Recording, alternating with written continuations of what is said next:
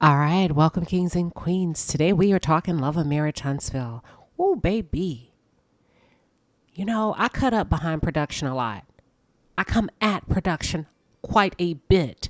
But listen, let me throw or wave my white flag. Finally, it has happened to me right in front of my face, and I just cannot hide it. What are your thoughts, Palace? What are your thoughts? This episode was triggering, but it was good. It was real, honey. They set this thing up, and I feel like they hit the ball out the park. We got to the nitty gritty of Kimmy's and Maurice's relationship. We got to the nitty gritty of Monster and his father's relationship. We got to the nitty gritty of Kimmy and Kaiwa. Ooh, baby, the tension. They're going to revisit that, or they're going to tee that up for next episode, which is next week. We got to the nitty gritty of Kaiwa and Monster's relationship. There were so many amazing dynamics here between this, the four in this family: Kimmy, Monster, Maurice, and Kaiwa. Whomever is assigned to them for this that you brought us, kudos to you. Thank you. You did a hell of a job. I'm excited. It's time to jump in. For those of you who are just tuned in, or if you're new to the channel, welcome to the Palace. I am Queen Sheba. I cover a variety of hot topics specific to reality television, but most importantly, I hone in on the psychological and the behavioral traits of the Black experience. Subscribe now. All right, so are y'all ready? Before I do, I have a good announcement for you, honey. I got a good announcement. Have a seat. Because on Tuesday, 7:30 p.m. Central Standard Time, Glenn Pearson, yes, Glenn Pearson, Bell Collective's bad boy, will be in the house, honey, and we talking all things Glenn. I want to hear his side of the story. Do y'all? So make sure you leave any comments that you have on my community wall regarding what you would like for me to ask Glenn. Y'all know how we do. Y'all know how we do these interviews in the Palace. We're going to get to the bottom of what we need to get to the bottom of. We're going to hand him the good old Palace get down, honey. It's going to be a hell of an interview. So go ahead and plan out your cocktail in advance, whether you're having a glass of wine, a dirty martini, or a good old fashioned. I will see you on Tuesday, 7:30 p.m. Central Standard Time. Bell Collective, Glenn Pearson will be in the building. Let's go, Palace. All right, y'all may as well have a seat and make yourselves comfortable, because I'm about to go in on this one in the most heartfelt way. Go ahead and have a seat if you need to. Make yourself comfortable, turn up the volume, and let's jump in. Love and Marriage Love and Marriage Huntsville Season 6, Episode 12. Okay. So the continuation of last week's ending of Stormy and her family saga picks up in this episode. Stormy, what are you doing? I believe, Stormy, that you're playing both sides and you are saying the right things to both your mom and her sister when you have them separated. I feel like you use your aunt and your cousin for your storyline. I really do, Stormy. I feel like your aunt is real life struggling with the demise of her relationship with your mom. And both you and Betty, I don't really think y'all care. Not as much as she cares. And let me rephrase that. I don't think Betty gives a damn. Let's just clear the air with that. I don't think Betty gives a damn. Okay. I think you have your moments, Stormy, but your moments seem to be on television. Y'all caught that? Because here's why I say that. You're riding in a car with your husband and you said you feel like you're stuck between the middle, but you don't reach out to your aunt when the cameras are not on. Why not? You are not a little girl. You're a full-fledged grown-ass woman. Why are you allowing your mother to hold you hostage when it comes to your family? Okay, so that's why I say I feel like you have your moments, but you seem to conveniently have them on camera. Because if you really care for your aunt in the manner that you say you do, and if your aunt was really as good to you as you say she was, why are you not reaching out to her? Why don't you take the lead and show your mom how healthy family relationships should be? Why don't you break the cycle? See, I have a lot of questions, so don't try to bullshit me behind the camera, ma'am. Stormy, this is all for television. And that's fine. That's fine. However you want to lay it out there, but let's not play like you are the good guy in all of this. That's all I'm saying. So let me get back to what I was saying. It's giving opportunistic vibes. It really is to me on the side of both you and Betty. And I don't like y'all taking that nice lady, your aunt, placing her on national television and exploiting her like that. She is not experienced. She had no idea what was coming down the pipeline. And I feel like you set her up to knock her down, baby, so that you could have this breakout moment on Love and Marriage Huntsville. And that's cool, but you don't do family like that. You get what I'm saying? That's not how we do that when it comes to family, because Aunt Lisa had no idea what she was walking into. She had absolutely no idea that your big mouth mama would scream from the mountaintops that her son, Junior, has a criminal record and would put all of his business out there. Now, y'all know we don't do that. Y'all know damn well we don't do that, especially on TV like that. And if we did do it, most of us would be like, girl, auntie, let me give you a heads up. Production is really pushing me to talk about Junior, and they want to kind of talk about why I fired him, and they want me to give a little bit of background. You gave no such thing, and the reason why you didn't, because you know Aunt Lisa was not going forward, and you would not have gotten that moment that you finessed off of her back and her emotions. I see you, Stormy. I see you. Okay? So I feel like you placed your desire for fame over your family, and you did it at the expense of your aunt, who felt like she could trust you.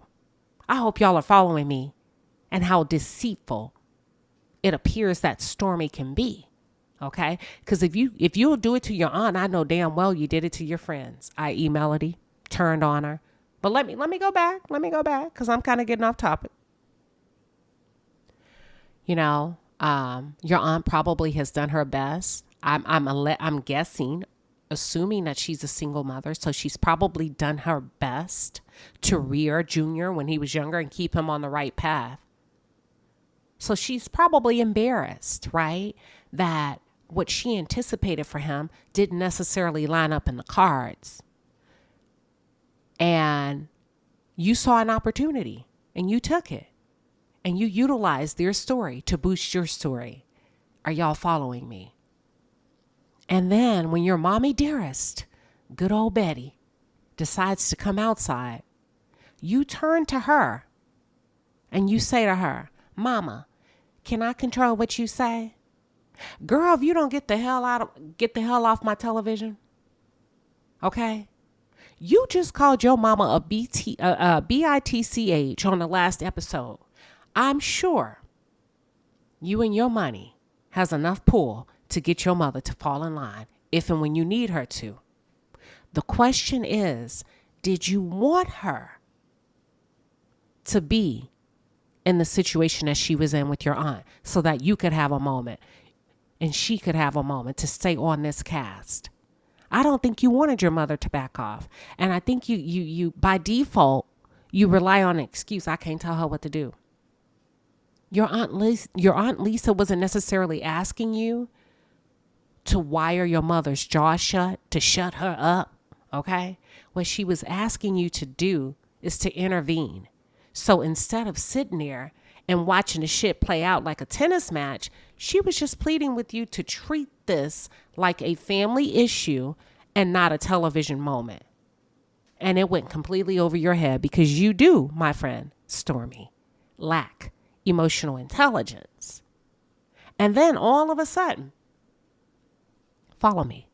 Let me tell you how manipulative Stormy can be. But at the same time, if you take your feelings out of it, she understands the assignment, which is to give a moment and create a moment for entertainment. Follow me, follow me, follow me. She gets into her confessional and she says, well, and in her this is an aha moment. So she has this aha moment, and then it dawns on you, Stormy, because this is according to the words that you left, that maybe you should have left the Junior situation alone because you and Junior are actually fine. Well, I'll be damned. Y'all were good this entire time? Okay, so you and Junior are actually fine. Palace, are y'all following? So there was no issue here. Do y'all get me? Stormy took this moment to create a storyline for herself, and she used her aunt to do so, and it went bad, y'all. It went bad real fast. She and her mother lured her Aunt Lisa into a thirst trap, and there you have it. There you have it. So now this poor lady has been ambushed by both Stormy and Miss Betty, because they're one and both the same, okay? And you left her to her own emotional trauma that you both inflicted upon her. Don't play with me, Stormy. I see you. Let's shift to Martell. I really didn't want to cover Martell, but y'all know I hone in on the psychological and the behavioral traits of the Black experience. So because this was a therapeutic moment, a clinical session, I was like, what the hell? Why not? Let's go ahead and be fair and see what this Joker is talking about in his therapy session. So Martell goes to therapy. Let's take a look. Now we were going through things, with the kids and stuff like that. And Nelly put the kids in therapy. Wait, and, hold on. Did I hear that correctly? So Melody is a good mother. Oh, you said Melody placed her children in therapy. And in my opinion, good mothers do place their children in therapy when their children experience traumatic things. So thank you for confirming that, Martell. We knew that, but thank you for confirming that, because a lot of times you tend to be double-minded when it comes to your ex-wife and having the need to villainize her as a mother, villainize her as a parent.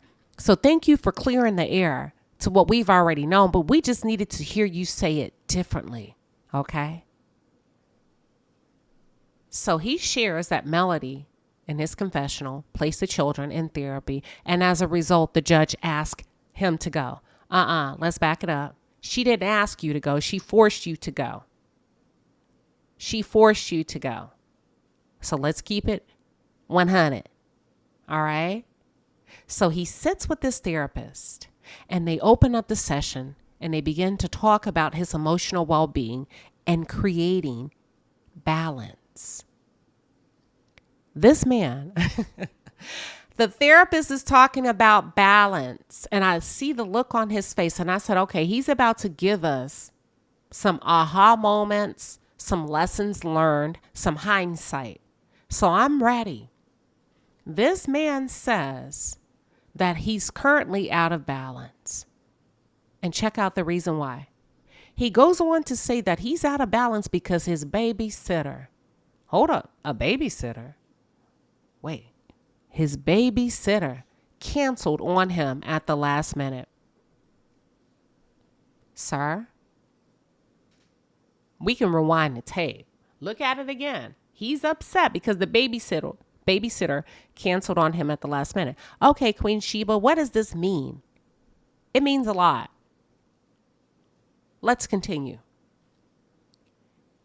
He goes on to say that he had an outburst on both the babysitter and his mom because, but before I get into the because, he didn't use the word outburst, but he used the covert language, I got mad. Nah, we know when you get mad, nigga, that means you cut up. You cut up and you went the hell off on your mother and the babysitter. Follow me. Now my question is, who in the hell is the babysitter? Babysitter, can you DM me, please and thank you? Okay? Martell said some situations can get to him, and when they do, he's ready to curse any and everybody out. Now, thank you, sir, for confirming and validating the fact that you do have a temper. And when your temper gets the best of you, which seems to be often, no one is off limit, including your own mother. Y'all, I hope y'all were watching and listening very carefully. No one is off limits when you don't get your way. So then he says, he was upset. The babysitter, if you're going to do something you said you're going to do, then you need to do it. And then it sounds like his mother was not available to step in for him in a moment. Now, I'm under the impression that this babysitter is somebody that you are really comfortable with, Martell, because you cursed this person out. And I'm leaning in and I'm strongly emphasizing her. I think this is a woman because you've been very public about men not watching your children. Are y'all still following me? So who is this her that you feel comfortable cursing out? And he gets a bit deeper into his explanation. So now we find out, based on his words, that he turned his anger and deflected his anger on his mother. I forgot. Y'all told me a different word, but we're going to use that for now. He turned on his mama. So the babysitter reneged on you, and you expected your mother to jump in and watch your kids. Y'all still there? This is the same man who wanted to take the children away from their mother because he claims she had too many babysitters. I can log off now. You can turn it off now. We're done. I mean, we can literally wrap this thing up, but I'll keep going. You filed for full custody because you demanded the right to have first refusal when it came to your kids. But now you've become so busy. Oh, you see how that works? When you actually work like your ex-wife was doing the entire time post-divorce because you kept everything and you took her $17,000 and you kept her money that was in a joint account. You forced her into bankruptcy and she literally had to build everything from scratch. And you took that and tried to exploit her working as your need to take her children. So now that y'all. So I'm about to preach. Come on, choir, back me up. So now that you have had a few opportunities come your way, lo and behold, you need a babysitter. Can I get an amen from the church? Can I get an amen from the palace? I won't be long. But you were so busy. You were so busy dogging this woman out because she had to work that you wanted to take those kids away because she needed a babysitter every now and then. Okay. But now you're busy and you need to also put them in the hands of a babysitter because now you got shit to do. Make it make sense, y'all. Make it make sense. Are y'all still here with me?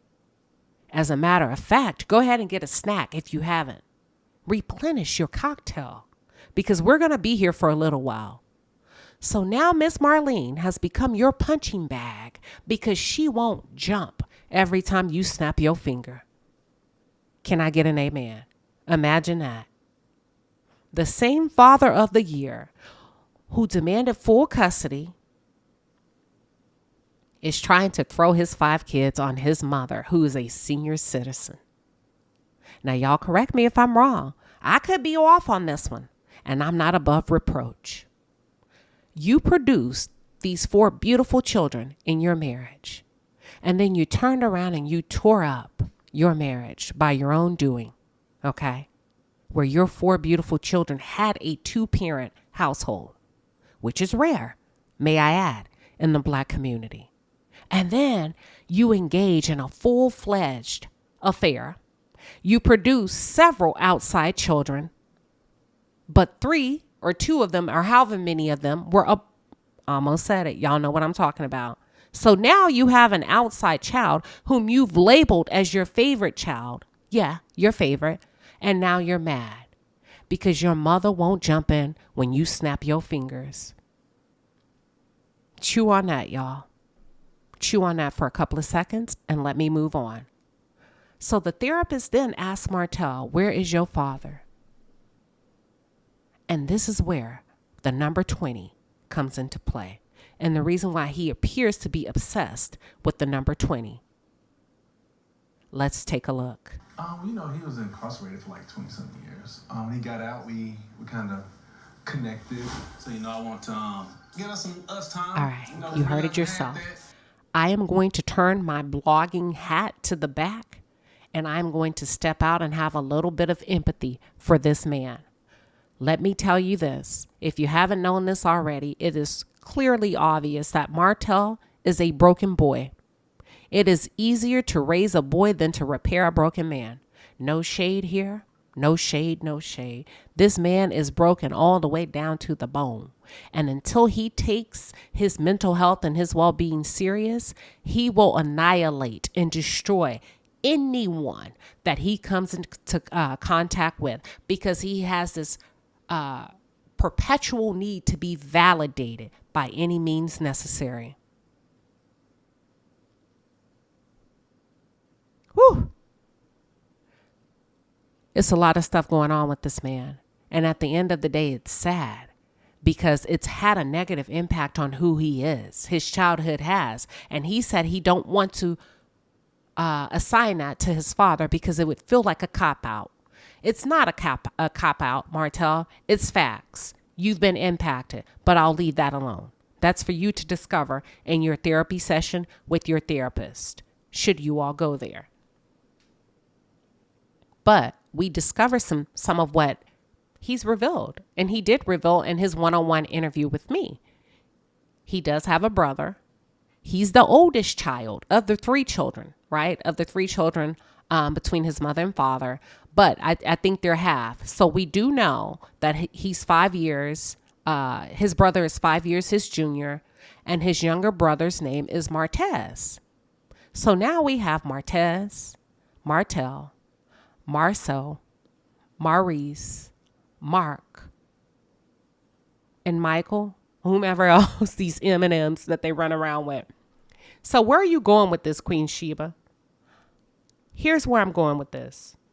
Please don't name your son a name that starts with an M. Please don't name your son a name that starts with an M. Monster, any of that. Because those M boys, they seem to be bad. They seem to like to cut up. So do not name your child a name that starts with an M. No, I'm just kidding. Let me get back on track.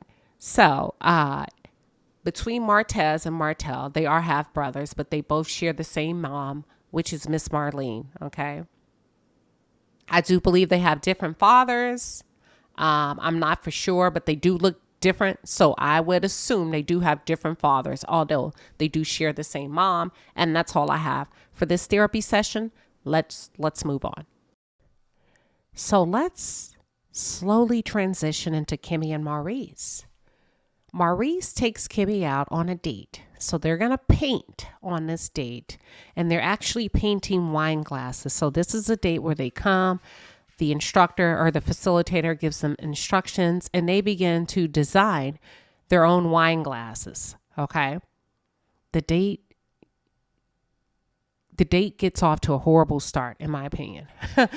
Okay. The lady is giving them instructions about how to care for the wine glass. And she said something like, you may want to hand wash this and not place it in a dishwasher. I think that's what she said. Immediately after the lady saying that, Maurice looks at Kimmy and tell her, well, that's your department. And Kimmy said, what's my department? And he said, something like the house cleaning, the upkeep of the house, the domestic duties. I'm paraphrasing, you guys. It's not the exact words, but that's what he said. Okay. So she looks at him, and then he looks at her, and I'm like, oh crap. He low key for real. Okay. So Kimmy turns around and Kimmy checks him back. She said it would be good if you participated in a house. Keep in mind, I'm paraphrasing, because the monster needs to see you help out around the house. Now, Maurice always defers to you as a sexual object or the cleaning lady or the cook. You've yet to be his doting wife on camera. And if we haven't seen that, Or maybe if that did not make the cutting room floor, then maybe you should have a talk with production. But at this point, I'm convinced that you are the help. Sad to say, sad to see, sad to hear. Kimmy, you could tell she's bothered by what he says. And of course, I share with you that she told him, well, it would be good if you helped out so your son could see you doing a dish or two. So he asked her, what do you mean by that? Kimmy, have a seat. Let Queen Sheba take over. Have a seat, Kimmy. I got this for you on your behalf. Come here, Maurice. What do you mean what she means by that? Let me lay it out for you. What she means by that is you are not an exemplary role model for your son. You have yet to show your son what a healthy marriage looks like between his mother and between her. Okay? You have yet to set the blueprint so that you can set your own son up for success as he grows and morphs into a young man. You have yet to participate in household duties and carry your own weight as a man so that he knows what a man is supposed to do and how a man properly functions within the house. You lazy. That's what she's saying. That's what she means by that. She's saying you're an absentee father.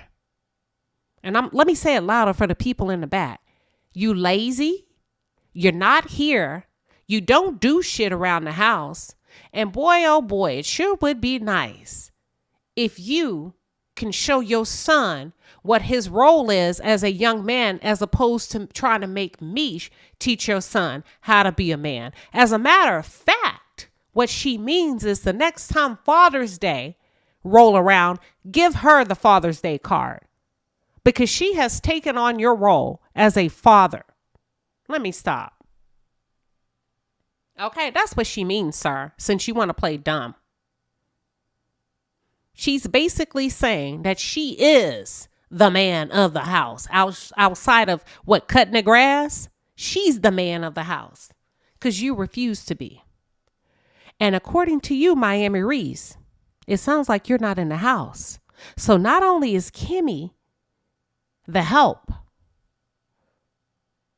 she's also the primary babysitter, which you like to refer to as the parenting.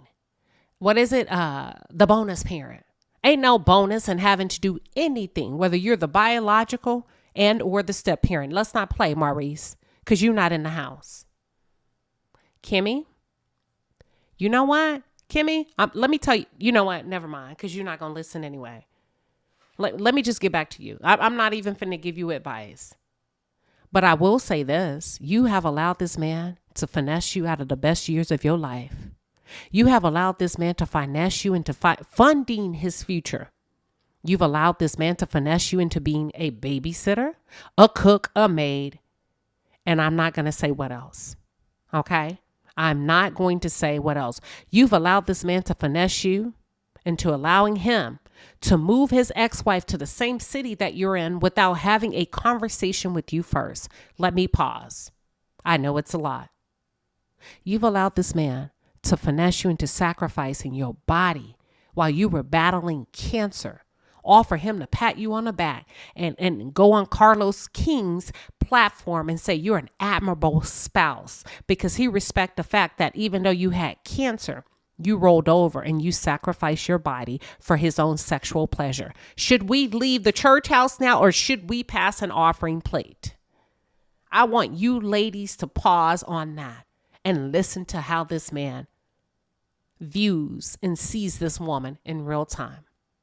But also keep in mind, this is a grown, full-grown ass woman who's more than capable of making healthy decisions. But yet she tends to not to do that when it comes to this man. Okay? For whatever reason. At this point, Kimmy, you are grown. I really don't know what to say to you, so I say nothing. Maybe you like me. Maybe you like being mistreated because you're still there. Maybe this is all you have come to know because you're still there. Maybe Or let me ask you, do you enjoy having a man demean you on national television when it comes to your reproductive system? And even while your body has been under the toughest stress ever, because it doesn't make sense to me. A woman of your age, a woman of your caliber, why you would sit there, grin and bear, and smile when the prize is absolutely nothing but stress and chronic illnesses. Please explain to me. I'm going to be here for a while. If you haven't already, make yourself comfortable, replenish your drink, and refill your snacks. Let's transition. Now, in ordinary circumstances, with ordinary folks, I would say this was a beautiful effort on the behalf of the husband. But we must keep in mind who we are dealing with, the Scotts. We are dealing with the Scotts 2.0. So there's nothing beautiful about this moment. This is strictly a television moment, y'all. These couples are not on a date night because they love each other, and this is what they do to cultivate happy and healthy marriages. They're on a date night because they need to produce something for television. What are your thoughts? Do you think they're on a date because this is what they do? And this is how the men show the women that they love them, and they have monthly, bi-weekly date nights? Or do you feel like they needed to come up with something for television? Because I feel like it's a television moment. But I'd love to hear your thoughts. Now, Marcel and Letitia walks in, and this is why I thought this. Marcel just told us when he walked in that the tension is thick between he and Letitia, but yet we don't get to see it played out on camera. So my question to you, Carlos, is why do you continue to protect the Scotts so bad, so hard? Okay, for the past 4 or 5 years. Marcel said the tension is thick, so he was happy when Miami Reese picked up the phone and say, bro, you want to come out? I'm taking Kimmy out. This would be a great time for you and Letitia to get some TV time. We can double team this thing and come out looking like wonderful husbands that love our wives, and people will fall for it. Are y'all with me? So Maurice invited them out. Okay. Did you hear what Marcel did not say? Maurice had to ping him in order for the light to go off to connect with Marcel to take Letitia out. You could have gone on a staycation. You could have had a nice glass of wine or cheese in your home.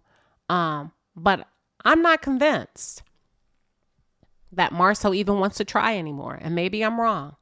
I don't believe Marcel is accustomed to problem solving for the challenges and the complexities within his own marriage. I think he'd rather leave, like he's always left and gone out, allegedly.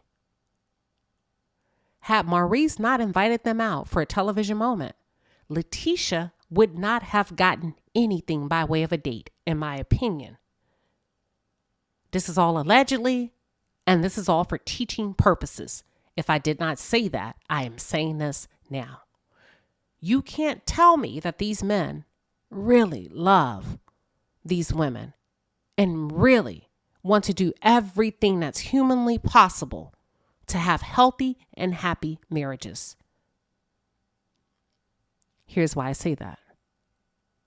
Because Maurice opens up his mouth and takes it upon himself to reintroduce the last conversation about Kimmy not feeling like she has the authority to punish Monster. Now, this is where it gets messy, because why are you talking about my shit in my house as your wife with your brother and my sister-in-law? Y'all, healthy couples don't do that. We may joke about something. Hey, do you mind if I mention this? Once we've worked over. Why do you continue to try to ambush this lady? Kimmy, I said I'm staying out of your marriage. But I'm going to tell you this. For some reason, your husband has been punishing you. Your husband has been punishing you for a number of years. And Maurice, that's bullcrap. The story that you're trying to lay out, oh, she's not comfortable with Kiowa, so she doesn't know if she has the authority to punish Monster. Sir, let me say this as a stepmom. We're not interested. and gaining the authority to punish your child. What most women want is we want a decent amount of respect in the home when your child is in our home, be it full-time and or part-time. That's it. Nothing more, nothing less. So stop trying to turn this into a negative by introducing the word punishment. So don't let Maurice finesse y'all into taking the focus off of what's really going on. It really ain't Monster, to be honest with you. The whole problem that's going on here is Maurice. Maurice is the MFing problem. He's not doing in the house for both Kimmy and Monster. He has completely abandoned both Kimmy and Monster emotionally, which tells me, Maurice, Kaiwa was never the problem in your first marriage. Your empathy meter is off. You're emotionally unavailable. Your emotional capacity is non-existent. So all you know how to do when it comes to a woman is hump. In my opinion. In my opinion.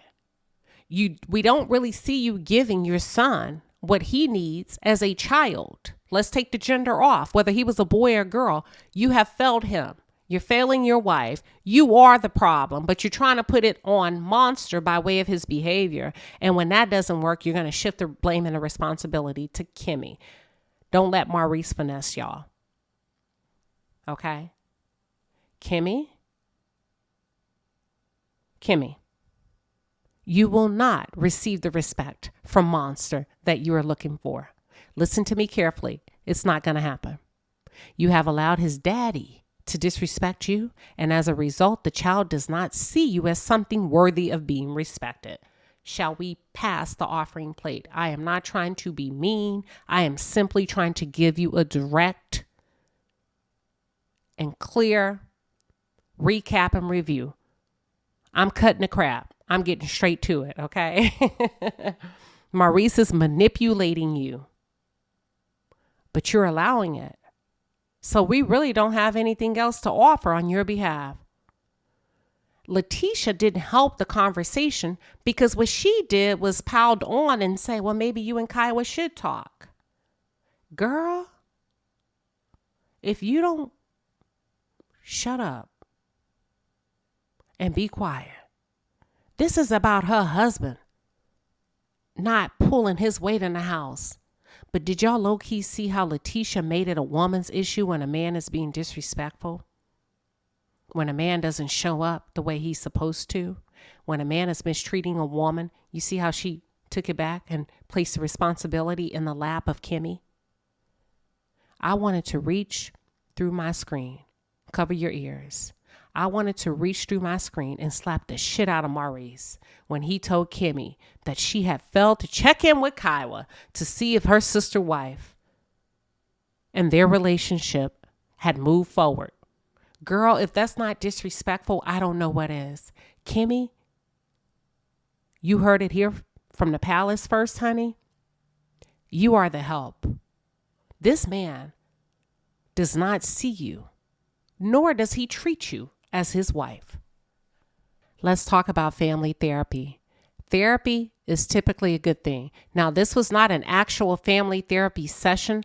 I would like to reference it as an intervention for a teenage boy without having a professional there to provide the correct support.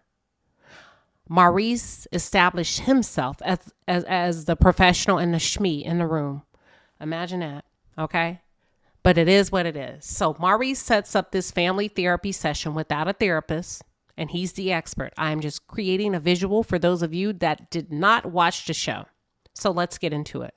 A couple of things that I noticed right away. There was no love in the room. Love was not present in the room at all. And there has to be love, because one thing we know about love is love conquers all, baby. Love conquers all. Okay? You have to start with love, because as it begins to marinate and settle in your spirit, people are more open to receiving feedback. I don't want to call it criticism, but people tend to be more open with receiving feedback. And because Monster appeared later on to his father as he's not receiving the messages, it's because you did not enter the room with love, sir. But I'm ahead of myself. It started between Kimmy and Maurice.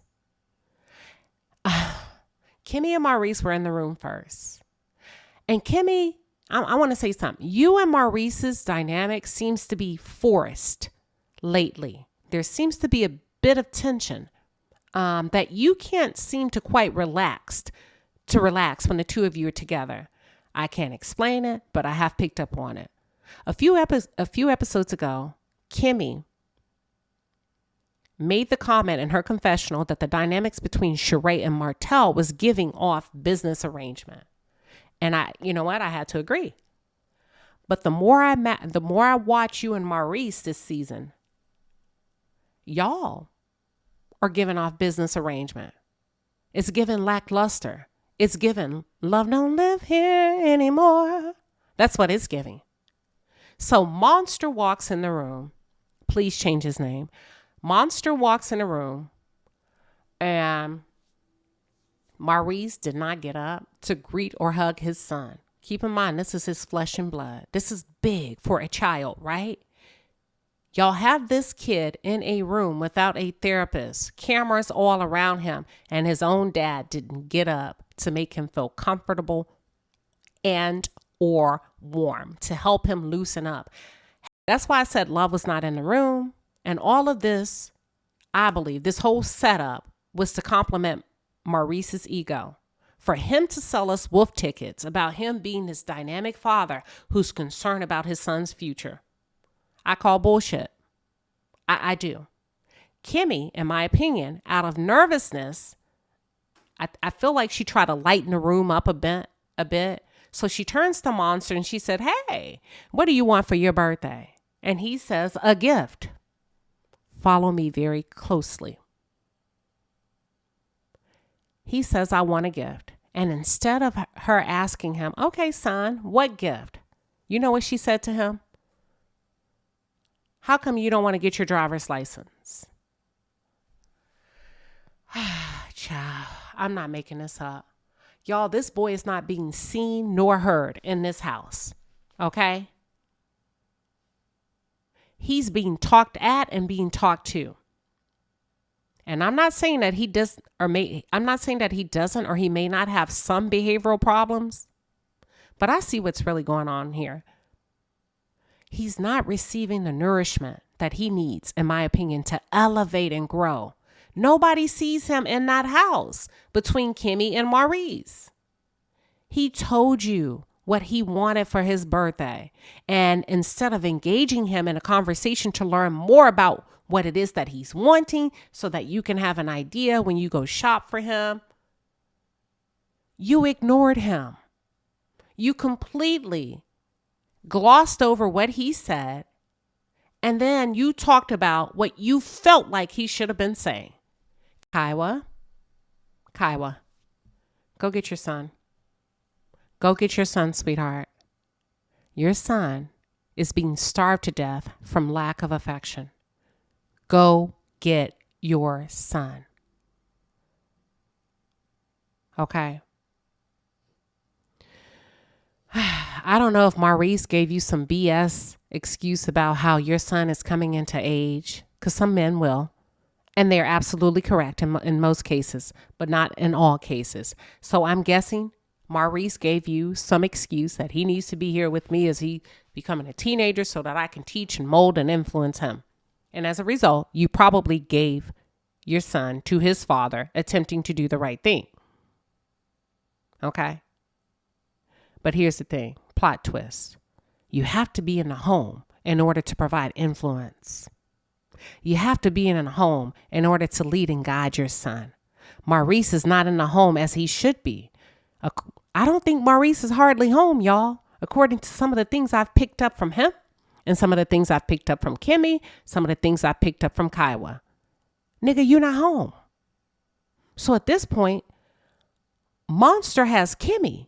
And Monster is not needing a motherly figure because he has a mother already. So if you're not going to carve out time, quality time, to be with your son, Kaiwa, get your son. Go get your son. Maurice is not delivering on the deal that he promised or he set you up to take. Look at this boy and how he embraced his mom when she came through that door. I want you to look at this picture. Take a second. He's laying his head on her shoulder. Now keep in mind, this is the shoulder is close to the pulse, right? And you say, well, why is that important? In infants and toddlers, when they want comfort from their mothers, that's where they lay their head because it's the closest place that they can feel their mother's heartbeat. And then he closed his eyes. Look at this. He closed his eyes when his mother embraced him. This boy needs love. He needs his mother because his father is failing him. Kimmy is not his mother. I don't care how great a step parent is. They cannot replace the genuine and authentic love of the biological parent. They can get very close. They can do an amazing job. But Kimmy cannot do what his mama can do. And I'm saying this as a step parent. Okay? He needs his mom. Ain't no telling when the last time this boy has been touched in a warm embrace. And look how Kimmy and Maurice are just sitting there looking dumb. Excuse my language. Because they don't know what to do. Because you know why? It's not normal for them to have touching and warm and tender moments in that house. Because if it were, they would have got up and hugged Kaiwa and hugged him and have a group hug. We have group hugs in my house. And I'm a step parent. We have group hugs. We may make way for the biological parent and the biological child to have, time. And then we join in. Then we have group time and all of that. So that's how I know, or I feel like they're not doing this for this boy. They just standing around, staring at them as if they were watching a parade. Kaiwa sits down and Maurice opens up the session and he says, has he told you about boot camp? She said, no, he hasn't. So instead of Maurice pausing and allowing Monster to utilize his 16-year-old voice to fill his mother in on his progress, Maurice takes the liberty and starts talking on the behalf of his son. Huge mistake. Stop speaking for kids, okay? But I'm going to give Kaiwa her props because she then addresses her son. And she said, so you're getting up at 5 a.m. And he said, yeah. She says, what else are you doing in this boot camp? And she gave him the room to respond. Then Kimmy, I'm guessing, may not have been comfortable with Monster's answer and may have wanted him to say more. So she said, well, I feel like Kimmy starts talking at the child. So she says, well, it's just chores. And if you do this and you do that, Kimmy, that's not what he needs in this moment. You should have allowed him to have a moment with his mother. She was getting him there. She was moving that bus. So you jump in to course correct him because he's not saying what you think you should hear. I'm not going to go through everything they said. I think as Kaiwa begins to listen to the list that Monster's saying that he has to do and the chores that he's responsible for, she said, whoa, it sounds like you're not completing the list. And she looks at the adults. So maybe we should rethink this and make some adjustments. Obviously, whatever's going on with him, he's not able to get through everything on this list. Have you all considered removing some things?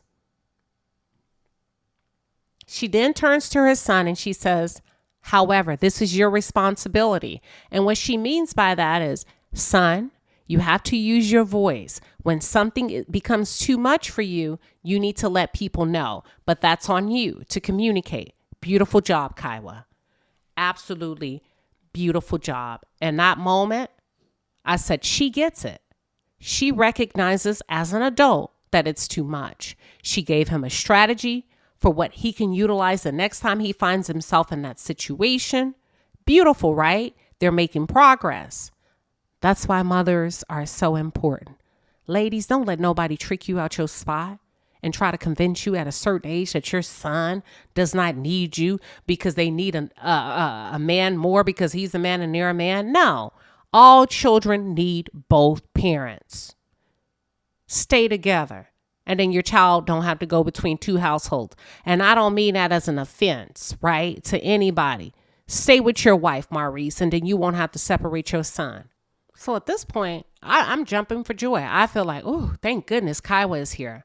Maurice then opens up his mouth and completely ruins the progress, in my opinion. He looks at his son, side eye, and he says, why do you have that look on your face? Oh, Lord, here we go. Y'all, get these people off my screen. This man picks a fight with his teenage son about the way his face is and how he's looking. It's called processing. He's processing what was just laid out in front of him. So you, instead of allowing him to process, you decide as a man, you're going to pick on a 16-year-old because you don't like the way his face is looking. And then you accuse him of not being open and receptive. I thought he did an amazing job considering the circumstances. Kimmy, you didn't help the situation because then you pile on and you're trying to force him to talk under extreme circumstances. It's not normal for most teenagers to have a freaking camera in their face. It's not normal for most teenage boys to be extremely verbal. So y'all are being unrealistic to me, in my opinion, in this moment. I feel like you were placing pressure, both you and Maurice, on Monster. Well, specifically Kimmy with this one, because she's like, well, can you give me some ideas? And he said, I don't have any in this moment. Very respectful. Maurice chimes in and sucker punches him, not physically, and says, why? Because he's not sure why, you idiot. He's not sure. That's why. He has a damn camera in his face. He's sitting on a sofa by himself. That's why, Maurice, read the damn room. And you're commanding him to think on cue. That's why. It's called pressure. It's called anxiety. It's called being nervous, unsure, a lack of confidence, no self-efficacy. That's why. Oh my God, y'all. You know what? Let me keep going. Stop bullying this child. Because at this point, that's what it's giving. Y'all are literally forcing him into behaving badly because he's under such intense amount of pressure. Okay? He doesn't have an outlet. You wouldn't even give the little boy, the teenage boy, 30 seconds to think. You didn't even give him 2 minutes to process. You were on his ass because his facial expression, he didn't say anything disrespectful. He don't have a smart mouth. And you still, let me go on. Y'all, I can't make this up. I can't. So his mother jumps in and she switches the subject. Kaiwa jumps in and she changes the subject so that they don't get stuck in one place, okay? And she says, well, how are your grades? He says, they're not so good. They're getting better. She's like, okay, how can you make them better? What's your plan? He said, well, I have goals in place to make them better, but I don't actually do that because I don't want to. And I find myself just not wanting to do the work. Listen to this, y'all. I said it before and I'll say it again. I think he's depressed. I think he's going through some emotional challenges, and I think Maurice is failing him. And he's pushing too hard. I don't like that. That we're so hard on little black kids. They don't get a moment to just be. They don't get a moment. They get no room for error. No room for error. And you wonder why people be snapping the F off. Right? Why people be snapping. when they get older, because you make them internalize all of this pressure, this turmoil. The boy can't even say, I miss my mama, without you looking at him all across his head and looking at him crazy. He can't even verbalize how he feel. You won't even give him a second to take a damn minute to process, because you constantly beating up on him. I don't like that. Stop putting these kids under that intense amount of pressure because you went through that shit. And your mama and your daddy failed you. So that's all you know. And then you wrap it up beautifully and call yourself a concerning father. No, you're not. You're a bully father. You're a broken little man with a broken heart who uses his penis to build self-esteem. Don't play with me. Pick on somebody your own size. Monster is not your size. Stop doing that to your son. He could have separation anxiety, okay? And instead of you giving him a little bit of grace, you could have stood up and took your ass over there to sit next to him. You didn't do none of that. You kept your raggedy knee, your foot on your knee, as if you are King Solomon sitting in that chair, judging, lecturing. Not 1 ounce of affection. But I'm going to come back to you, Maurice, next week. I got you. Okay. Ooh. I think I need a glass of wine. But yeah, you never stopped to think, let me go hold my son. Let me go sit next to him. Even if you don't want to hold him. I don't know what age boys don't want to be touched and embraced, but go sit next to him. You could have done anything, but you keep running your mouth, pointing out his flaws. Okay. I'm so glad Kiowa was there.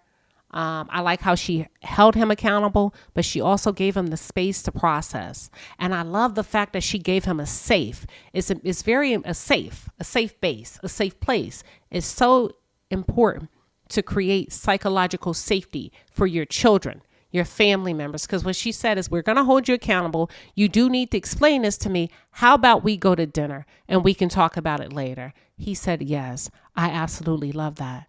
That melted my heart. It really did. Kiowa, you are doing an outstanding job. Kudos to you, Mama Bear. Kudos to you. All right. Well, Kiowa, outside of Melody, Cherie, let me think, anybody else? I don't think I've seen anybody else. No, outside of Melody, Cherie.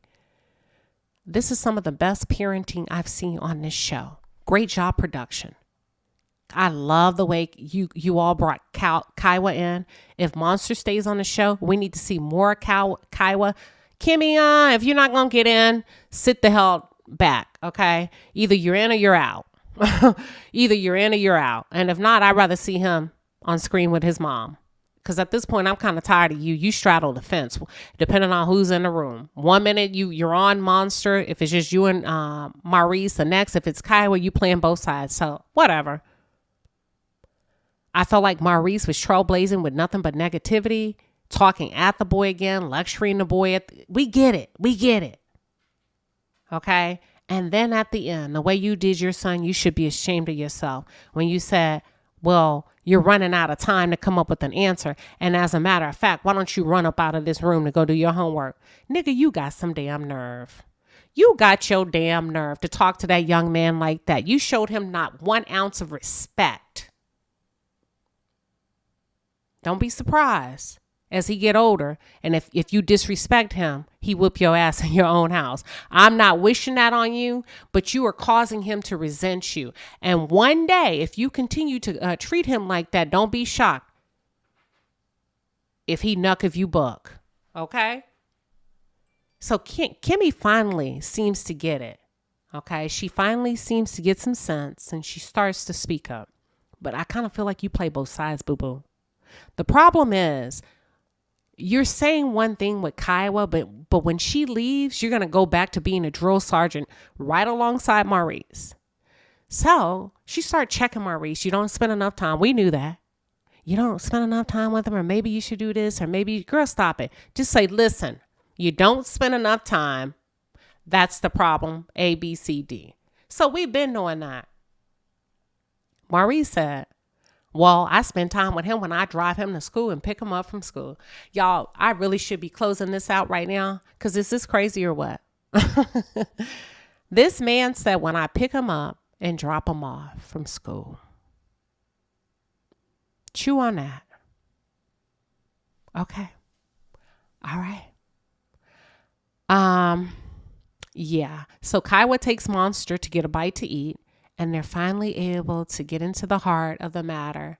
He misses his mother. You know, that's the truth of it all. He misses his mother. He's suffering emotionally. And he shared with his mother that although he do have friends that he feels like he can talk to, he talks to himself instead, and he keeps his feelings and his thoughts to himself. That's sad. I know this is a good kid. He's just hurting. And his father is an asshole. His father is not embracing him. It's almost as if his father resents him for hurting. Okay. He did share with his mother that he would like to see more of her because he needs her. He didn't say he needs her. I'm telling y'all he needs her. And then he said to his mom, she said, well, how much time? How often would you like for me to come around? He says as much time as your schedule would allow.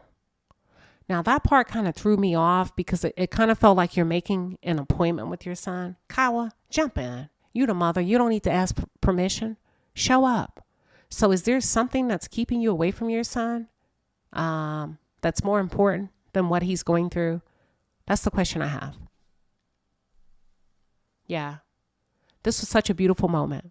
In my opinion, thank you, production, for finally making at least one pair of the Scotts show their real life. I absolutely love it. I feel like they've hid behind Melody Sharif for 4 or 5 years. Keep pushing them out the nest if you are going to keep them on this show.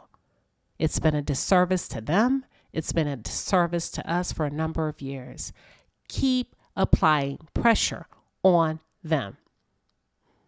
They're going to show you next week a continuation of this conversation between Kimmy and Maurice. Maurice completely annihilated the fuck out of Kimmy in that moment. He begins to gaslight her. He begins to talk to her all kind of crazy. And at that point, his mask that he's been wearing for the past 4 years has come completely off. This, my friends, is Maurice.